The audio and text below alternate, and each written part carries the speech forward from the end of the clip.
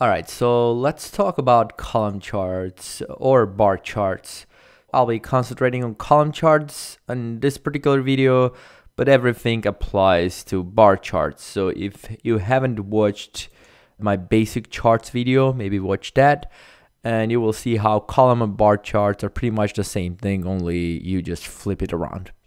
Let's create some column charts out of our data. So right now we have this bulk data set. So about 20,000 records over here, and we have some sales data. And the type of chart I'm going to create for this particular demonstration is something that's going to show us the performance of our salespeople. So I want to know how much sales they make. For that, I'm going to go ahead and click Insert and Chart right inside of this data set. It comes back with no data just because it doesn't know what to do with this bulk data that we have.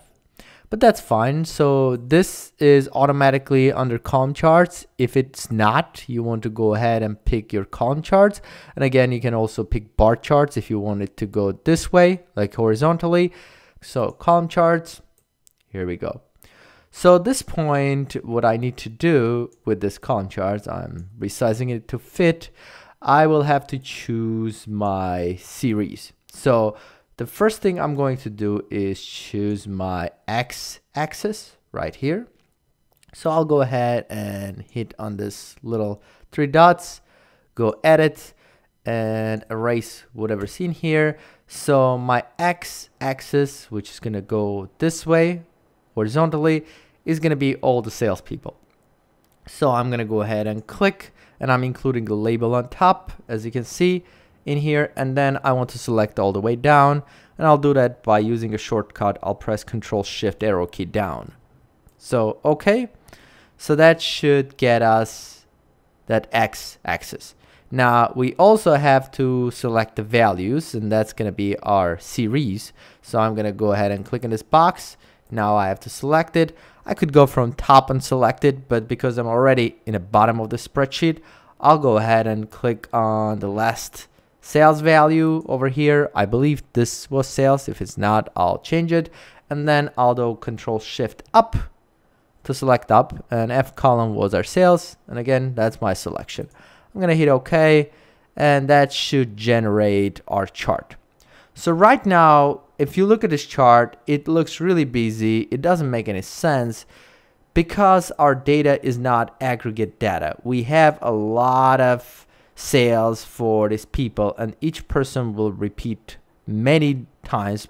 For example, if we look at this person, Caesar Bryant, we can see that other than this sale, he also sold something here. And if we keep scrolling down, we're going to find him many times. So for that reason, we have to make sure we aggregate our data. So I'm going to go ahead and put this chart. I'm going to edit the chart to get the tool back for editing. I'm going to scroll down here. And what I'm going to do, I'm going to make sure that I'm using my first row on top as headers. And the second thing I'm going to make sure is that I'm aggregating that column of sales reps. So I'm going to do aggregate column B, which will basically just add up all the values for each person together and show us one total value. So right now, as we're looking at this, we're going to see all of our salespeople down here, and we can see their sales numbers in our column chart on top. Now at this point, if we don't want this, we click on this, and that would be our legend. I'm going to switch it from position right to position none. That's not necessary to have there. If you don't like that some people's names are cut here, you can click on this particular portion of the chart and simply just drag it up to make it smaller, and that should give enough space for those names to actually show up below. Obviously, you may want to also add a title on top of the chart. So you can just go ahead and scroll up under chart and access titles and switch to chart title and create a title for the chart, and that will be sales by sales reps. If I learn how to type, that will be sales by sales reps. Again, it didn't fit, so you would have to do some adjustments here to make it work. And here we go. That's our chart. So the only reason this worked is because we had this data in this particular order, and it was able to aggregate column B, and aggregate column B was the first column to aggregate. Now, sometimes you're not going to be able to just do this chart directly out of your detailed data set. So in those cases, you may need to create some sort of aggregate data before you can actually make the actual chart. One of the quickest way to do it is by using a pivot table. I'm going to go ahead and delete this. So let's create a pivot table out of this data. So I'm going to go under data and pivot table. And that should create our pivot table tab. In my pivot table, I'm going to go under values and choose sales as values because that's what I'm summing up. And then I'm going to go under rows and choose sales reps as my rows. If you don't understand pivot tables and you want to understand more, I have a lot of videos just covering pivot tables. You can watch those separately. But for right now, that creates the layout I want. So I have all of my salespeople here, and I have their totals on the right. And now we can use this data to create a chart. And for it to not confuse this, let me just select my data. And I'm going to go insert and chart. I did select the data, but it didn't do a very good job choosing the type of chart we need to do. It went with a histogram. So we're going to go ahead and switch this to a column chart. Perfect. So that makes this. I don't need this. I can remove that. And I have this so far. What I want to illustrate on this chart, I want to see how well my salespeople are doing. So I want to have some sort of line of average that's going to show how much above the average or how much below the average are the people in this chart. So I'm going to go ahead and delete this and let's create that. So what we need to do, we need to create average line. Basically, we need to get the average of all of these numbers. So if I just go here and do equals average and select all of these numbers, not including the grand total. So I'm going to get the average 99,198. That's the average. So I need that average repeated over and over and over and over and over and over all the way here. Now, if you don't use a pivot table, the way you would have done that, you would just use average and you do from here all the way down, not including the grand total. You would lock this and close your parentheses, and I locked it using F4 to add the dollar signs. And after that, you could just simply just drag this down and it would be just that same total over and over and over. Since we're using a pivot table and our data has a potential of changing, I can't really use this method. So what I'm going to do, I'm going to create a new column here or new values field in my pivot table, which will be a calculated field. So how do we calculate this 99,000? So the thing is that we can't calculate it out of this data that's in our pivot table. So we have to calculate it based on these transactions, the original data. So if I went here and I said, so what's the average? It's basically the sum divided by the count, right? So if I go ahead and do sum and go back to my transactions tab and do sum of all of these sales. So I'm just gonna grab the entire column, or you could start from F2 and scroll the way down. That's another way to go. And close that and hit enter. Now, because I want this to include new rows as people add new records, I'm going to remove the end row. So I'm going to start from F2 colon F. That means start from F2 and go all the way down as long as you have more records there. So that should give us the total, which should probably be the same thing as here. Not probably, but it is the same thing, right? So what we need to do, we need to divide this by the number of people we have, or number of unique people we have here in this B column. So to do that, we can use a function called count unique. I'm going to do count unique, go here. And again, we don't want to do the entire B column because that will also include this sales rep label on top. That's why I'm going to start from here, Control Shift down, and close and enter. So that's that. So to make sure this is updating automatically, I'm going to remove the end row as well. So that tells us how many salespeople we have. And now if we take this number and divide it by this number, so this divided by this, that should give us that same total. So now what we need to do, we need to just combine these two formulas. So I'm going to go here. I'm going to cut that, remove this. And here I'm going to take this sum and divide it by that count. And that gives us our total.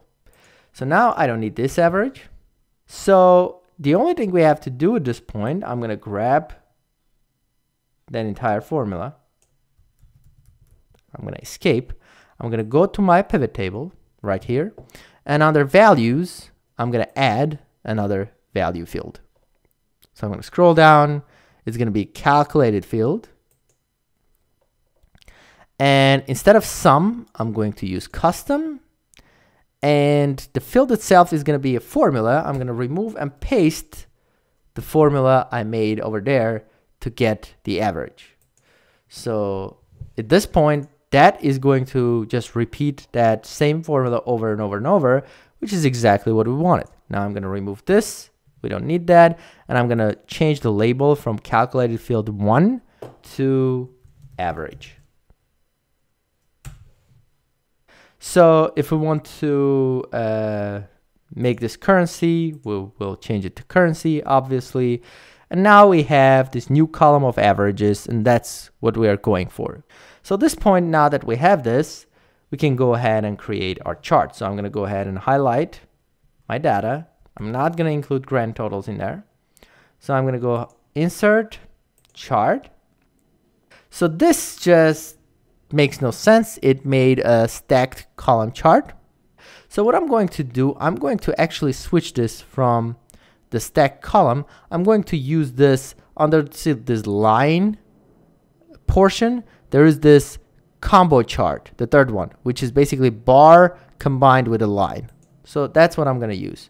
And just like that, I have my average line, which is represented by this red line over here. And that's our average line. So we can now quickly see below average and above average sales reps. We can make this prettier by clicking on here, moving this probably to the top. We can click here and drag this up a little bit to make sure we see everybody's names. You can obviously click here and relabel this and call it whatever it's supposed to be. If you need to know more about how to make things be in different colors and different shades and different sizes, watch my first couple of videos about charts. Moving on to this tab, leads.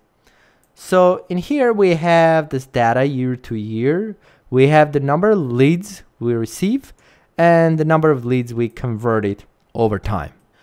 If I go ahead and create a chart out of this, and that's going to be a column chart again. So I'm going to go ahead and switch this from line to a column chart. There it is. And you could also move this obviously from right to top or bottom, wherever you feel is appropriate. Basically, it's going to show us this is the number of leads we have in 2008. And that's the red is the number of leads we converted in 2008. Which is fine. That gives a nice relationship between those two, and you can see we're getting the leads and this is the number we're converting.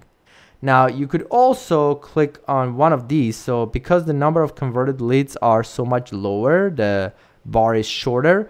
Now in some cases people feel like it's better to move it to its own axis. So if I click on this red, I can go ahead here in axis and move it to the right axis, and it will get its own axis on the right, and we can see that's the number of converted leads. So it's now easier to see exactly how many that is compared to that little numbers we had on the left. But it's also confusing because as you're looking on the left in the blue, that's how many leads we received over here, for example. So we get over 4,000 leads and we converted a little less than 400, about 400 out of those. But if you look at his bars, it looks like this one is bigger than this one. So if you're doing this for the sake of comparison, that's fine. You can do that. Just understand that since you moved it to a different axis, now it's treated as different type of value. Now, a better way to represent a relationship between two things is to use stacked column charts. So I'm going to go ahead and delete this. The thing with stacked type of column chart is that when you use them, you have to make sure that you have two columns of numbers, and when you add up those two columns of numbers, they add up to some meaningful value.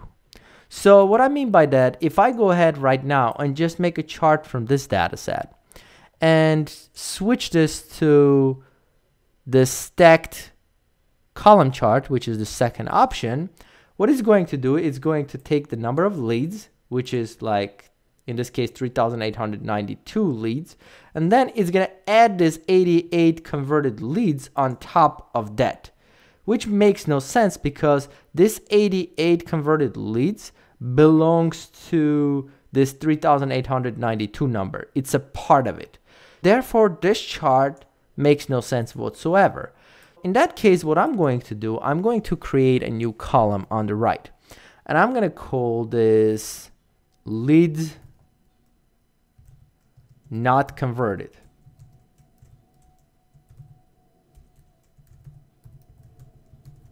So now that I have this new column, and I should probably make this look the same, so I'm going to use the format painter. What I'm going to do a calculation. I'm going to take the number of leads minus converted leads. That should be the number of leads not converted. I'm going to scroll this down. So apparently this column was formatted as a percentage before. We have to make sure we take it off and use, I don't know, plain text is fine, or maybe we should use number. Cut some decimal points. Maybe we should make this look the same too. That looks actually pretty good. I want to have some 1,000 separators there. If I add up my leads not converted to converted leads as a total, it will end up being the total number of leads. And because of that, I should be able to create a stacked chart using those two columns on the right. This gets on the way, but it's fine. We're going to keep it. So I'm going to go ahead and do insert, and I'm going to do chart. I need to make some changes to this. First of all, this is not a line chart. I'm going to go ahead and move this to a stacked column chart. The second thing, we want to make sure we don't use this column because we made this extra column so we can use these two columns together, C and D, to create a stacked chart. So I don't need these leads in here. So I'm going to go here and find leads, click under series and remove that. So now we have leads not converted versus leads that are converted. If we stack them on top of one another, as a total on top, it shows the total number of leads. So now this particular chart, as we're looking at it, let's actually move this to the bottom maybe. It shows our total number of leads over time, but the blue portion is the portion of those leads that were converted. So that's great. Now, another way to represent this data is to use 100% stacked. And what's going to happen is that instead of looking, right now this is a great chart, right? So we look at the overall number of leads in 2008, for example, and we can see that this portion, the blue portion, is the converted portion out of that. And this is the next year, and we can see the blue portion is the converted portion out of it, which is great. But what if we just want to see percentage-wise, are we converting more of our leads or less of our total leads? Because our leads number are different, right? So we have about 4,000 leads here, about 5,000 leads here, and then a lot less leads we have in this particular year. So we want to see as a relationship to converted leads to our total leads, what's the percentage of conversion. So to do that, we can simply switch this to this type of stack chart, which is 100% stacked. So now it's not going to care about the total. It's going to look at this as a percentage. So right now we're looking at our conversion rate instead of looking at actual hard numbers of conversions. Now you can also take this converted leads and we can add a trend line to it. So if I click on those series, I can go and click trend line and it shows our trend over time. So we can see that if we look at this as a linear trend line, it's growing over time. Our conversion rate is going up. And that's our stacked and 100% stacked. I talk about this a little more in my introduction videos about charts. So if you're interested, go ahead and watch those. That should cover that in more detail. And finally, I'm going to go actual versus budgeted. If I highlight this data, insert chart, it's going to create this. I'm going to move this to column chart, and that will be a column chart of actual versus budgeted side by side. I will be creating some combination charts in a separate video that will show probably a better way to represent something like this. So go ahead and watch that if you're interested in nicer view of this actual versus budgeted. But for this particular video, I'll end on this. If you have any questions, please comment. If you like the content, please subscribe, and I'll see you in the next video.